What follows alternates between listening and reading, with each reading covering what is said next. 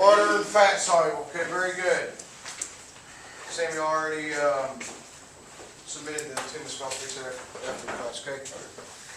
So everybody's feeling pretty confident so far about vitamins. Two classifications, fat soluble, water soluble. What are the fat soluble vitamins? A, D, E, and K. A, D, E, and K. Thank you very much. Can vitamins give us energy? No. Okay, thank you. I knew you were shaking your heads and I wasn't looking at you, but yes, no, vitamins cannot give you energy. What two categories of minerals do we have?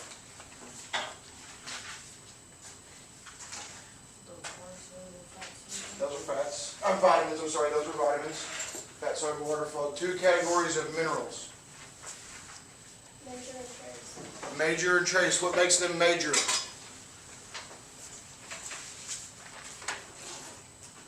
They need more than 100 milligrams of that mineral per day. It makes them a major. Do minerals give us energy? Flora wants to say it. I say no. No, right, no. But vitamins and minerals are involved in those chemical reactions and those processes that release energy from macronutrients. So we're going to get into a little bit of some depth here. We've talked about some sources. We've talked about a little bit of toxicity that they can be deadly, very life-threatening. Major minerals. These are the major minerals we're going to cover. Again, I do not need you to know the the RDAs. I do not need you to know the upper limits. What I would like you to remember, and this is a good, if you just want to stay on this page, 338, we're going to get into depth on each one of these, and then you can just highlight what we need out of that, but I'll let you know. I mean, calcium, we know that we can find those things in our bones and teeth. Remember that it's part of blood clotting, muscle contraction. We can find those in milk and milk products, leafy green vegetables, foods that are fortified with calcium like orange juice. Okay, orange juice is fortified, not orange juice. It already has calcium. Yes, it is. I'm sorry. Orange juice is fortified with calcium. Book says it. Deficiency signs and symptoms. Not enough calcium can lead to osteoporosis. What gender is at risk for that the most?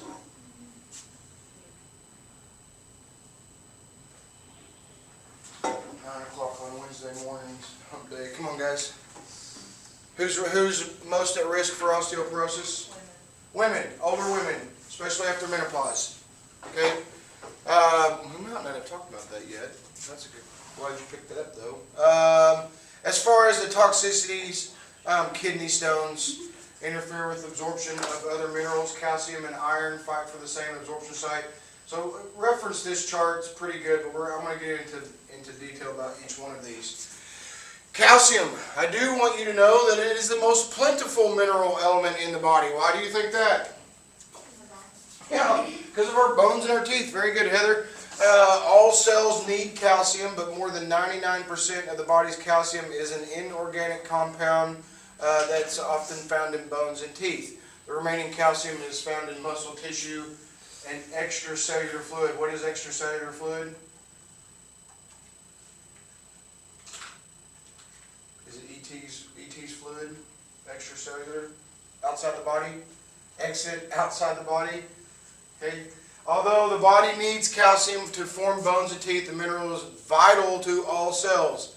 It is involved with muscle contraction, blood clotting formation, nerve impulse transmission, cell metabolism. It may play important roles in maintaining healthy blood pressure and functioning of the immune system as well. This is why you probably didn't know about osteoporosis. Here's two terms here I want you to remember, and I'm going to say them like this specifically because it's backwards.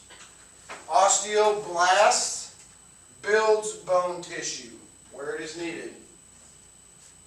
Osteoclast breaks down. Okay? Blast builds, clast break down.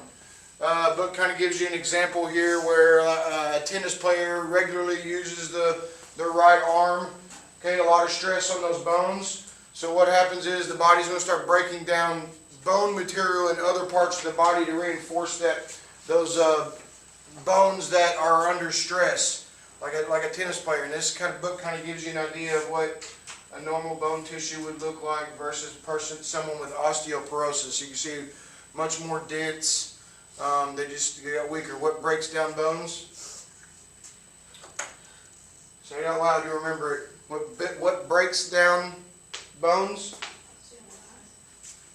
Osteoclasts. Osteoclasts break down bones. Osteoblasts build bones. Osteoporosis, yes, is a part of that. The body has complex hormonal systems that maintain the calcium balance. Thyroid and parathyroid glands help regulate blood calcium levels. PTH, I want you to remember that one. I don't necessarily need you to know where it comes from. But in the response of falling blood calcium levels, PTH sends signals to tear down. Osteoclast sends osteoclast signals to tear down bone tissue. Okay, this process releases calcium from bones so the mineral can enter the bloodstream. This kind of gives you a little bit of not a very good map, but just know that PTH is responsible for osteoclasts, which break down bone material. When the level of calcium in the blood is too high, the thyroid gland secretes a hormone, calcitonin. I don't need you to know that one, but it signals the osteoclast to stop. Okay. Good sources of calcium. And I told you guys liver is always a good bet. Ready-to-eat cereals, whole grains. We know that dairy products can help with that. Leafy green vegetables also have good sources of calcium in them. So be mindful of those. We can also get them from supplements. The book talks about the supplements pretty often. We know that supplements are not meant to reduce or prevent chronic diseases. Okay, we've talked about that. How many of you take these antacids regularly? Antacids, Rolloids? Okay, how often? Daily? Yes. Okay. Do you drink a lot of milk? Yes, as well. I drink it with my tea every morning. The antacids? Well, not, Or the milk? not with milk. I guess usually just. I mean, technically, I would take it with milk because I drink tea in the mornings. Okay. What about are you low in iron? Are you anemic? No. Okay. The reason I asked that, calcium and iron fight for the same absorption site.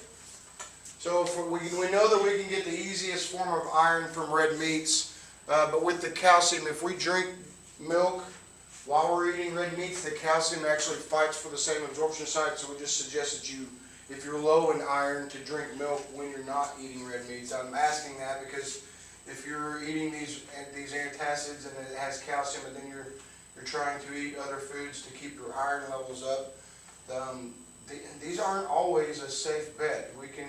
The book talks about, here in just a second, kidney stones from excess calcium buildup.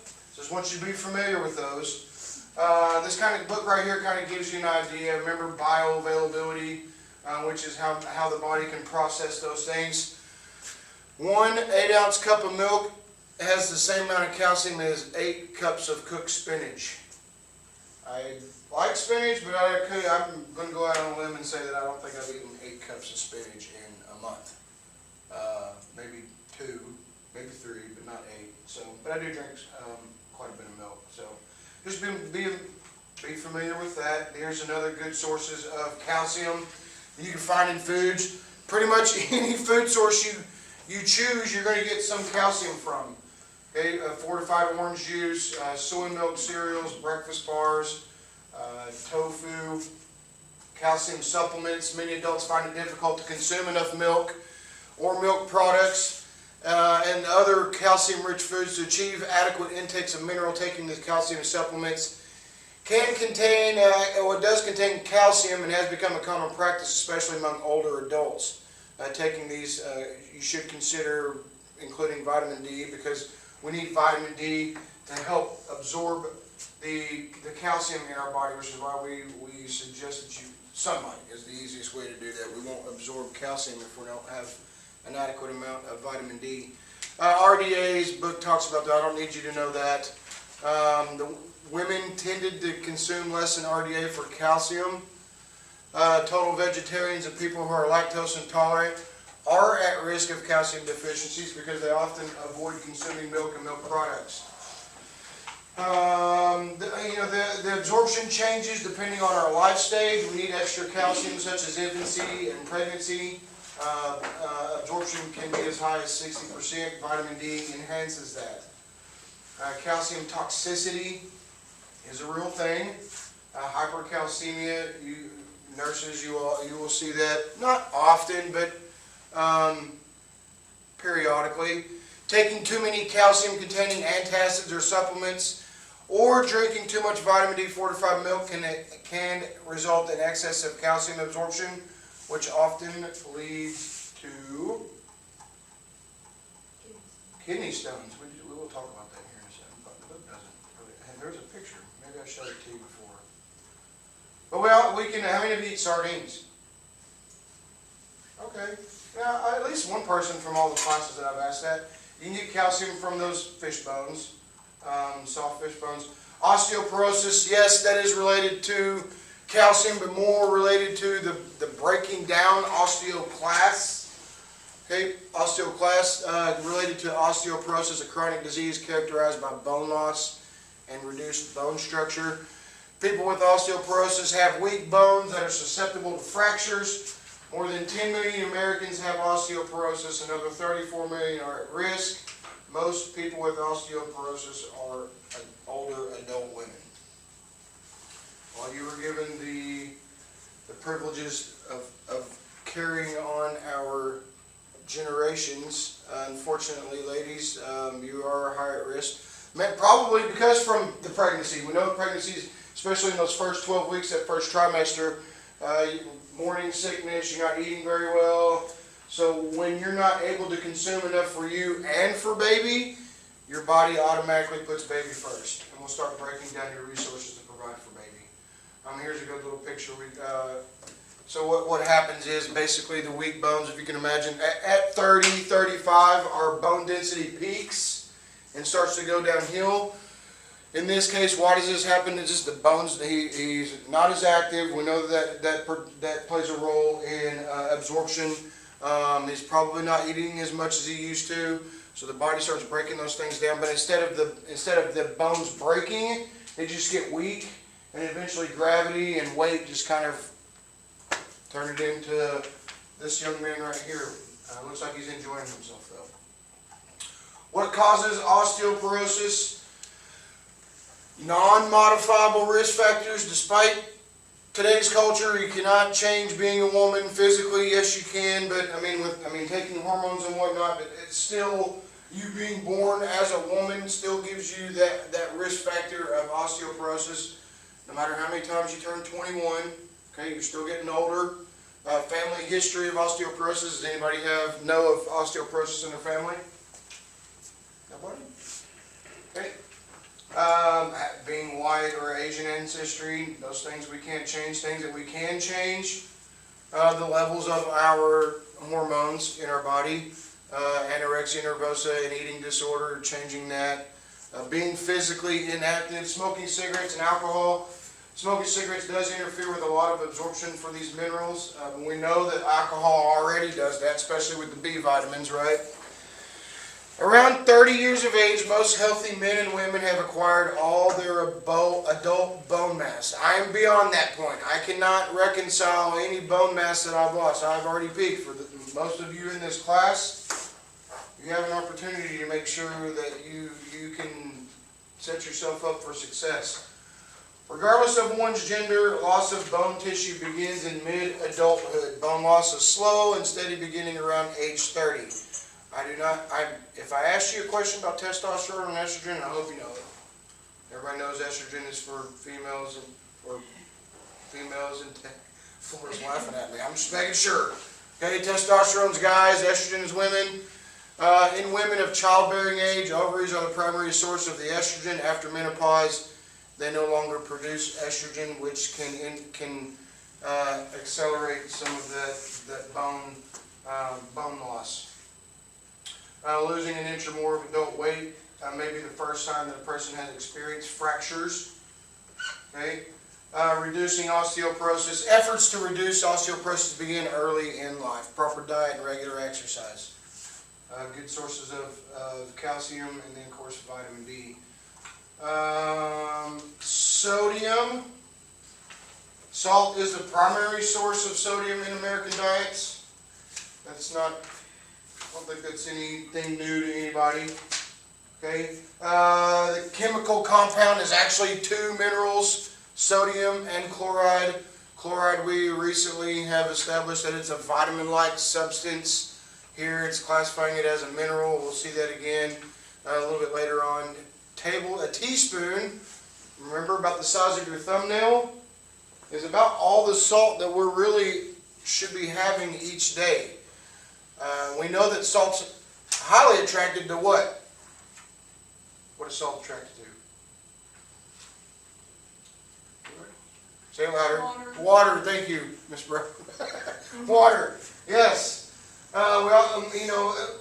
Looking back, those electrolytes, sodium is a positive ion, which is why it's so excited to see water. Why is it necessary? The mineral is also necessary for transmission of impulses by the nerves, transporting small substances such as glucose, amino acids, and functions of cells. It also helps regulate fluid balance inside and outside the cell. We will talk about that here in just a second. Sodium, the book doesn't talk about it, but sodium is also related to our cognitive function, which is located in the front of our brain, the frontal lobe of our brain. My grandmother, before she passed away, she ended up going to the hospital, and I drove up to Springfield to see her. And when I'm the oldest grandchild, so walking into the hospital room and making eye contact with my grandma and asking her if she knew who I was, her response was no. But come to find out, she had low sodium, and once they were able to fix that, she kind of come back around. So sodium is very important. Don't ignore it. Just be mindful of how much you're consuming. Sources of sodium: most uncooked vegetables, raw meats, and grains products are naturally low. Most of the sodium comes from foods available in restaurants, and then the salt during the processing, which is in curing, pickling, and canning. It's also an additive, helps prevent growth of microorganisms. And other food additives that contain sodium include sodium nitrate, monosodium glutamate. Where have we seen that at before? Anybody? Chinese food? How many of you eat Chinese food? Yeah, you've had monosodium glutamate. It also helps appropriate bowel movements. Okay, most of the time when you go to you're probably either hungry pretty quickly after you eat Chinese, or you're going to the bathroom, or both. But leading sources of dietary sodium: breads, rolls, just a part of the recipe, help leveling the breads in there so that they look like breads and rolls.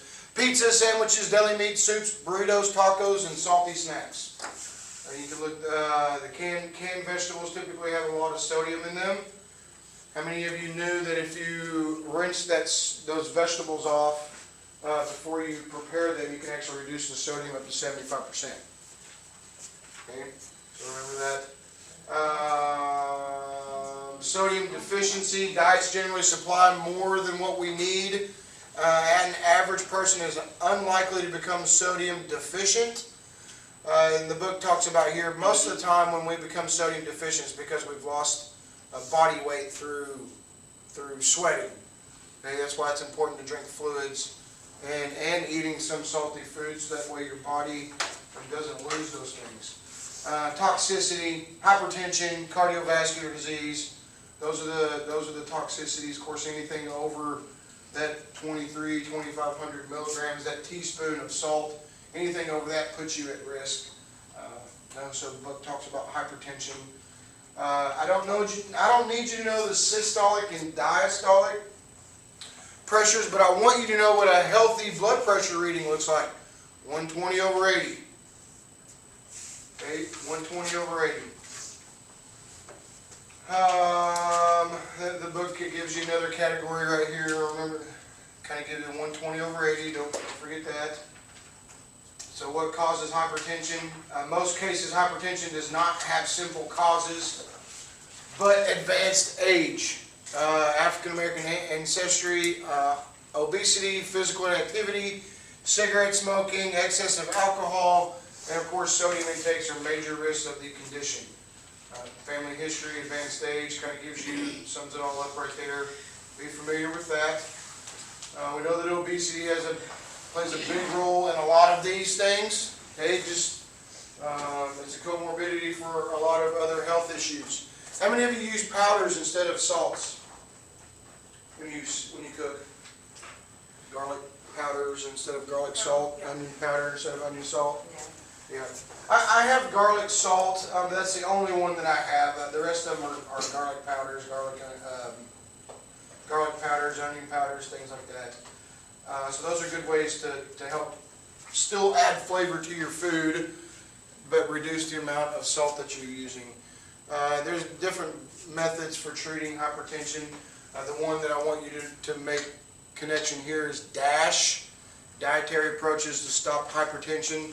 Essentially, it's a cardiac diet for those of you that work in healthcare. A lot of, you may even seen this sometimes if you work in healthcare, DASH diet. It's basically low sodium, low total fat and saturated fat, high fruits, vegetables, whole grains, low fat dairy products. So remember that one. Potassium.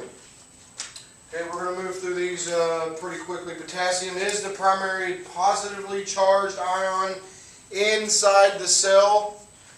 Most of the body's potassium is in cells. Okay, like sodium, potassium plays a key role in maintaining that proper fluid balance. Potassium is associated with, unlike sodium, potassium is associated with lower rather than higher blood pressure values. Potassium is also necessary for transmitting nerve impulses, contracting muscles, and normal kidney function. When we talk about people with, we talk about kidney functions, this thing happens a lot. We've mentioned dialysis, and can we live without our kidneys? Kind of. Okay, if we don't have kidneys, what are we doing? Anybody? Dialysis 3 times a week? Okay, unless you can live with one kidney, but you have to monitor a lot of these minerals. Overall, fresh fruits and vegetables and fruit and vegetable juices are good dietary sources of potassium. Milk, whole grains, dried beans, and meats also major contributors of potassium in diet. So those that are on renal diets, whether you're dialysis or non-dialysis, we've got to monitor these, especially, well, they should be monitoring them outside the hospital, but definitely when they have been admitted. Beet greens, potatoes, spinach. And remember, are minerals indestructible? True or false? Minerals indestructible? Come on now. Samuel says false. Anybody else? What? It is true. It's true. It's okay. That's okay. No, I appreciate that. Yeah, I mean, if you didn't say something, the other might not have. But yes, they are indestructible, but we can lose them in the process of cooking and leaching out into water, especially when we're cooking things like spinach, potatoes, unless you bake them. So be aware of that if you're going to cook those things, and try to use the water for something else if you can, in soups or sauces, things of that nature. Again, much like the sodium and the calcium, you're going to find these things in a wide variety of foods. Okay, so don't, if you're eating from each food group, you should be just fine. You probably don't even need a supplement. Potassium, AI potassium, we don't need to know that. Because Americans tend to consume less than the AI amount of potassium, this nutrient is of public health concern. The body is unable to conserve potassium as well as sodium, therefore the risk of deficiency is greater. Individuals suffering from excessive sweating, vomiting, diarrhea, kidney disease, that increase potassium excretion are at risk.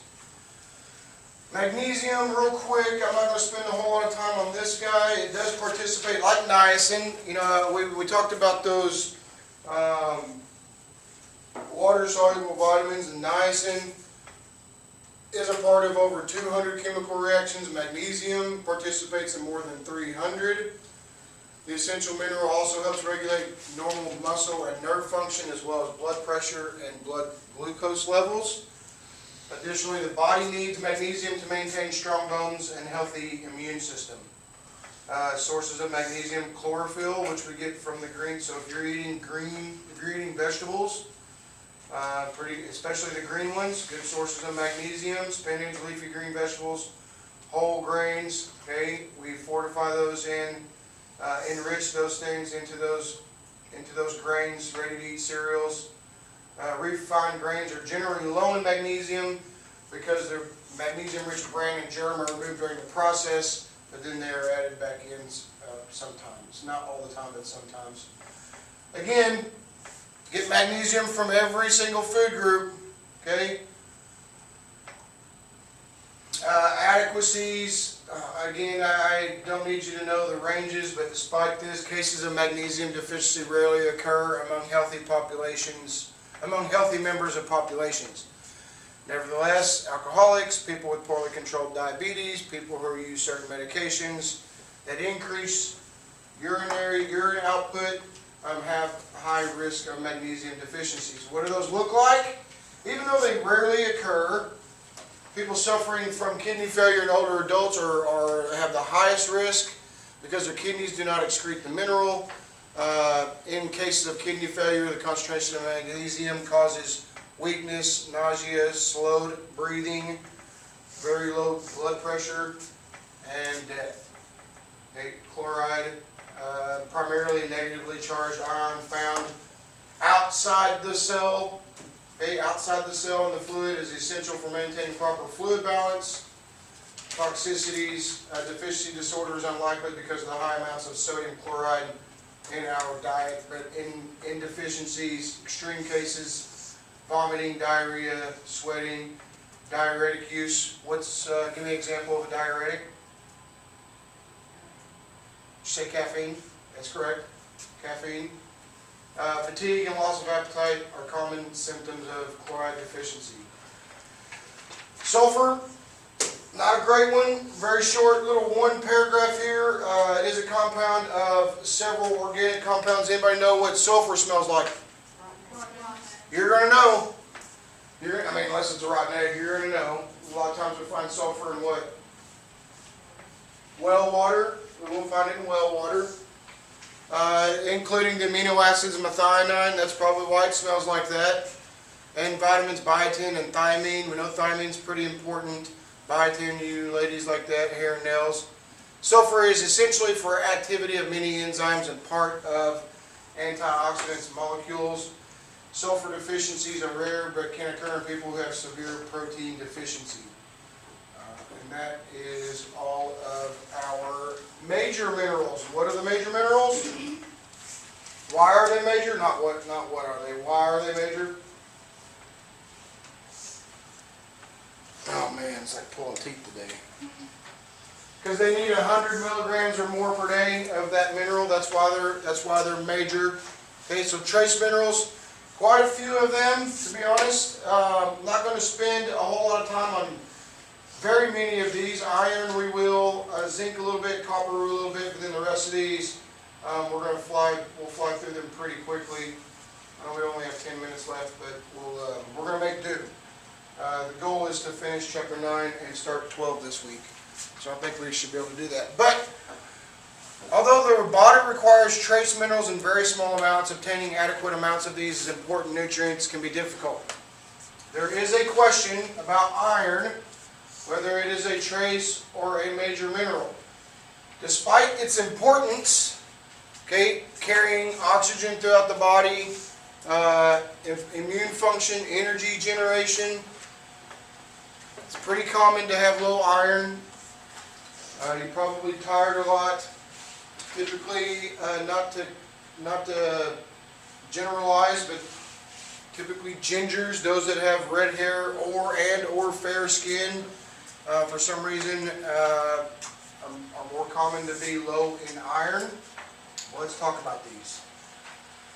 Hey, hemoglobin, we know that we've talked about that. Greg talked about that when we watched that video when we were discussing proteins. It is an iron-containing protein in the red blood cells that transports oxygen to tissues and some carbon dioxide away from tissues. It is responsible for the red color that we see in red meats. Again, it is the easiest form of iron for our body to absorb. I don't think there's any questions about myoglobin or cytochromes. But myoglobin is not highlighted, cytochromes is, but it is a group of proteins that are necessary for certain chemical reactions. And that's, oxygen is critical for energy metabolism, so this is kind of important here, hemoglobin. Sources of iron, again, the easiest form of iron that we can get is from red meats. The remaining iron in meat, as well as all the iron in vegetables, is a non-heme iron. For this non-heme iron in our body to absorb it easier, we have to consume vitamin C when we're eating those things. So if you're low in iron and you eat ready-to-eat cereals pretty often, I'm going to suggest you drink some juice with it. Okay? If you're eating a salad, leafy green vegetables, that's the non-heme form of iron. Throw some mandarin oranges wedges in there. That vitamin C will help your body absorb the iron from those plant foods. Meat is the major source of iron in the typical American diet. Okay, whole grains, okay, beans, oysters. There's that beef liver again that we all eat every day. Liver, the body's main storage site for iron. And we've kind of talked about liver and onions is what healthcare used to use quite a bit. A lot of older, I think that's why a lot of older people, older generations, just they eat the liver and onions. Probably not every day, but maybe once or twice a week or a month, just to make sure, because they know it's a good source. Our body stores those things. Low blood iron levels usually result from losing blood. That's an iron deficiency. Anemia. Okay, anybody anemic in here? Okay, take iron supplements. How low is it? Do you know when was the last time you had it checked? About 4 months ago, they were more worried about my B12 and my D levels. Yeah, I had really crappy blood levels too. You did? Yeah, I was like 20 or 30 under than I was supposed to be. The B12, I think they said they wanted me in the 150, 160 range, Yeah, and I was 70. I think that the vitamin D. Roll your sleeves up. Go run around outside. And I was at 12. And these things, can it be scary? Yeah, it can. It gets too low, yes. Normal for a non-smoker, somewhere between 14 and 18 adults. For some reason, smoking just inhibits iron. So typically we require that to be a little bit higher as far as thresholds for the hemoglobin when we test those. Women with heavy menstrual blood losses are especially prone to iron deficiency. A lot of things that can impact that. How we eat kind of played a role in that as well. Milk is a poor source of iron, but also that calcium again fights for that absorption site that iron does as well. So that contributes. How many of you have a cast iron skillet at home?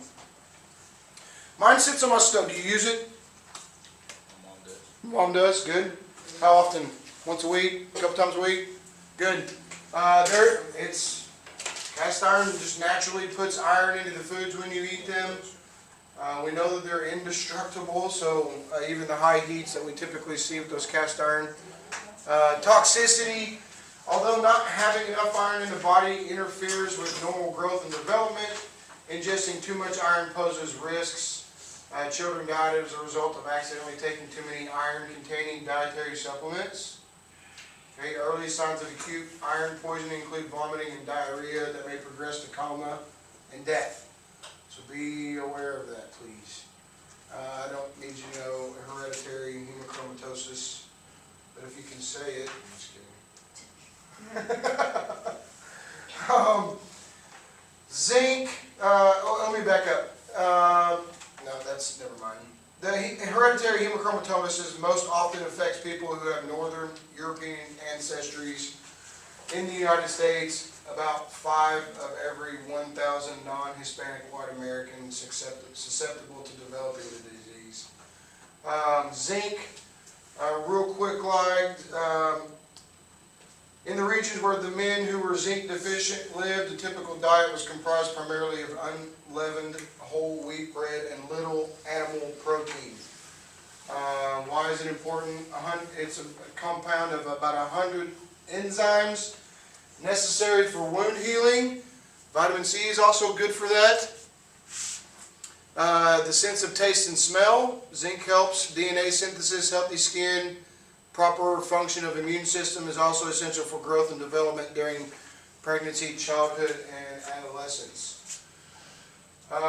Zinc is widespread in food. Red meat and poultry products supply most of the zinc in the American diet. How many of you eat oysters? Nobody? I think I've ever eaten one. I've tried them. Fried or out of the shell? Both. You didn't like them? I don't go to restaurants and just try it. I'm from Louisiana, so I get stuck eating them a lot. Yeah, probably. Especially with my dad. Yeah, I do like oysters. I don't get them very often, but as you can see, for zinc, again, we can find them in a lot of sources of food. Not a very high RDA, 8 milligrams for women, 11 milligrams for men. The adult consumes adequate amounts just because of the meats that we eat. Zinc toxicity, zinc intakes that exceed can reduce the good cholesterol, the happy cholesterol, so be mindful that's not very much. It can also, the book doesn't talk about this, ingesting more than you need can result in diarrhea, cramps, nausea. That's pretty common, nausea and vomiting. Additionally, megadoses of zinc may interfere with copper absorption. But the book doesn't talk about it, but the zinc also helps stimulate appetite. Okay, so for those that, if you're looking for a supplement just to try to help improve appetite, that zinc could be a good one. Copper, moving quickly, copper, the body uses copper to make several enzymes that act as antioxidants. It is involved in iron metabolism, immune function, and collagen production. The book does not talk about this, but I did some research when I was in school. Copper also has a role in blood clotting, very small. Liver, good sources of that. Liver, crab meat. Everybody likes crab, right? Unless you're obviously allergic to shellfish. Consuming high amounts of iron and zinc can interfere with the intestinal tract's ability to absorb copper.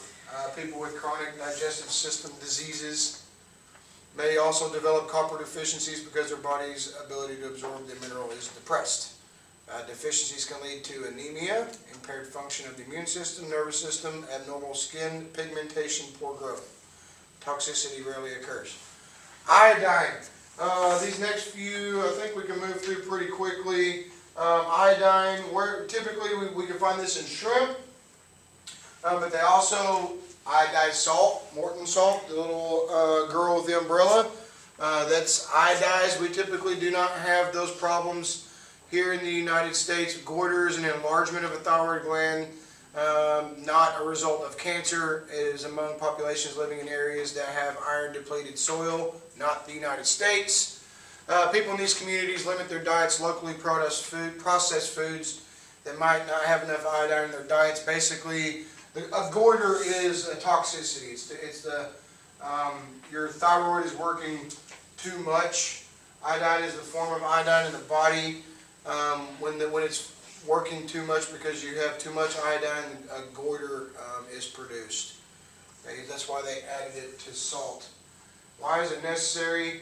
Thyroid hormone, people require iodine for normal thyroid function. We know the thyroid is connected to metabolism. Okay, so shrimp, you don't need a whole lot of this, but shrimp, that says sea salt. Most of these This salt does not supply iodine, okay? Sea salts usually do not, but the regular table salts do. Saltwater fish, seafood, seaweed, plants, especially the leaves of plants grown near oceans. Shrimp, okay, potato has a little bit, cow's milk has some in it. These things really don't, particularly older adults, try to reduce their risk of hypertension by using less salt. Iodine intakes may decline to marginal or inadequate levels. Deficiencies, thyroid gland produces insufficient amounts of thyroid hormone, and then a goiter develops. Okay, I do not need you to know that one. Creatinism. Chromium, no, I'm sorry, fluoride. Fluoride's next. We have talked about this a little bit. Where do we find fluoride the most? Water. Where else? Toothpaste. Toothpaste. Although fluoride is not an essential nutrient, the mineral strengthens bones and teeth when digested in small amounts. Well water contains high amounts of trace mineral. To ensure that people living in other sections of the country obtain healthful amounts of fluoride, it's often added to water supplies, toothpaste, and dental rinses. Tea naturally contains fluoride. Long-term consumption of too much fluoride can cause fluorosis. Excess fluoride builds up in bones, causing joint stiffness and bone pain. Rarely occurs. Skeletal fluorosis rarely occurs. Dental fluorosis often affects young children who drink well water. I don't know that you can just significantly put it on well water. Obviously, they're putting it in our water systems. When I came from, the 9 counties that we were in did not fluorinate their water. But it was a hard water. Children who routinely swallow toothpaste and dental rinses, they can, it affects children more, especially when they're, but then they don't make it easy for them. Why? Children's toothpaste, what's it usually taste like? Bubble gum or grape? It's hard to spit. I mean, kids, it's probably hard to spit that out. Do you have a question? Yeah, so with like the body mass of the person, and deal with how much they can have of them? Sure. That's why, I mean, yeah, so this is kind of controversial, but I think the keynote is that long-term consumption of too much fluoride. Do kids drink a lot of water? Not unless the moms are more or less forcing it on them, but then it also depends on your community. If it's like in toothpaste, why do doctors tell you you need to brush like 4 times a day? It is, well, as adults, we spit that out. Yeah. It is good for tooth health on the surface, but if we ingest too much of it, if it's long-term consumption of too much fluoride, I mean, it would be like, if I had to guess, and if it's saying long-term of too much, it'd be like, and I could be exaggerating, I could be way off. I don't know, eating like six tubes of toothpaste a week, maybe, for like 4 years. I don't know. It's probably on my strength addiction. Yeah, probably. I'll do some more research because I think that's important. I mean, they're putting it in our water. It does say long-term consumption, but they also tell us, to be mindful of children because of their smaller bodies. They can reach a toxic level pretty quickly.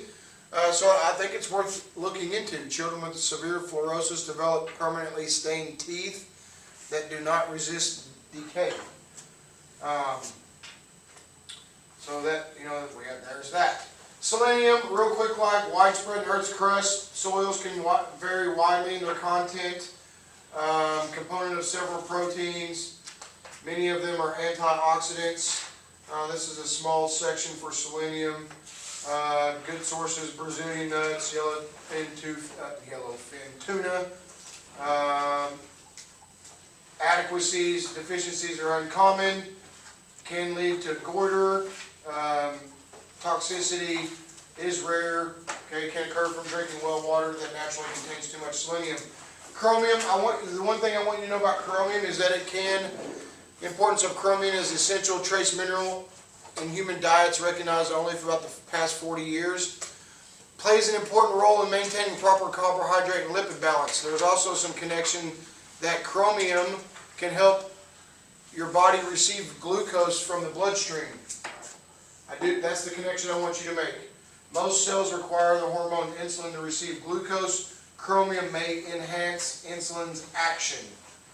Good sources of chromium, widely distributed in foods. Most contains less than 2 micrograms. But here we are. Meat, whole grain products, yeast, fruits, vegetables are good sources. Nothing about manganese that I need you to know. If anything, it's that first sentence. Manganese is an important component and activator of many enzymes. Deficiencies rarely occur. 9.6 minerals in possible physiological roles. It's this right here, basically. A few minerals, including these 3, nickel, arsenic, silicone, are found in small amounts, but their roles are unclear. There's not rice contains high levels of arsenic, can contain. Read before Friday. 9.7 talks about bottled water versus tap water. It's barely a page. If you'll read that, we can discuss that on Friday a little bit, which is be ready to discuss. Think about that. I'll leave you with the question: which is safer, tap water or bottled water?